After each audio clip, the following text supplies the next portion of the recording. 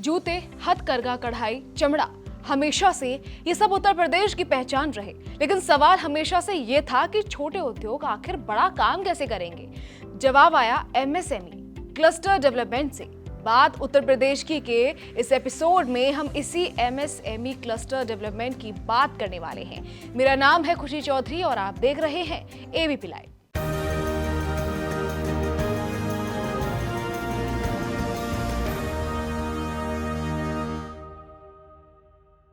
सोचिए जरा, भारत की अर्थव्यवस्था में छोटे और मध्यम उद्योग यानी कि एमएसएमई, जिन्हें माइक्रो, स्मॉल और मीडियम एंटरप्राइजेस भी कहा जाता है, कितने अहम हैं।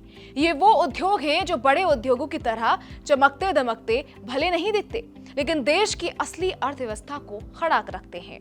यूपी जैसे राज्य में जहां बड़े उद्योगों की गिनती उतनी ज्यादा नहीं है, मगर रोजगार की मांग कई गुना ज्यादा, यहाँ दिखता है एमएसएमई का बहुत बड़ा रोल। यही वजह है कि सत्ता संभालने के बाद उत्तर प्रदेश की योगी सरकार ने एमएसएमई क्लस्टर डेवलपमेंट को सबसे पहली प्राथमिकता दी। मगर सवाल ये है, आखिर ये एमएसएमई क्लस्टर है क्या, ये काम कैसे करता है और सबसे बड़ी बात, आम आदमी और छोटे उद्योगों की जिंदगी में इसका असर क्या वाकई में है, और अगर है तो कितना गहरा है। सबसे पहले ये समझते हैं कि एमएसएमई क्लस्टर है क्या। आसान भाषा में कहें तो क्लस्टर का मतलब एक ही तरह के छोटे और मध्यम उद्योगों को एक इलाके में इकट्ठा करना। जैसे बुंदेलखंड में चमड़ा उद्योग, लखनऊ में हैंडलूम कढ़ाई, कानपुर में जूता चमड़ा और मथुरा अलीगढ़ में हस्तशिल्प। जब ये उद्योग पास पास होते हैं तो उन्हें एक दूसरे के अनुभव से सीखने का मौका मिलता है, मशीनों और कच्चे माल की सुविधा मिलती है और एक साथ ये उद्योग बड़े बाजार में अपनी पहचान बना पाते हैं। उत्तर प्रदेश में एमएसएमई क्लस्टर विकास का मकसद सिर्फ छोटे उद्योगों को आर्थिक मदद देना नहीं है। इसका मतलब है स्थानीय रोजगार बढ़ाना, उत्पादकता सुधारना, तकनीकी अपग्रेडेशन और मार्केटिंग में सहूलियत देना।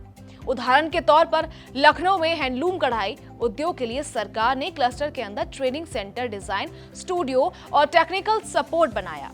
इससे स्थानीय कारीगर अपने कौशल को नए डिजाइन और तकनीक के साथ अपडेट कर सकते हैं, जिससे उनके उत्पाद की गुणवत्ता और मांग दोनों बढ़ जाती है। इसी तरह कानपुर और झांसी में चमड़ा उद्योग के लिए क्लस्टर में मशीनरी सपोर्ट को ऑपरेटिव इकाइयां और मार्केट लिंकिंग की सुविधा दी गई है।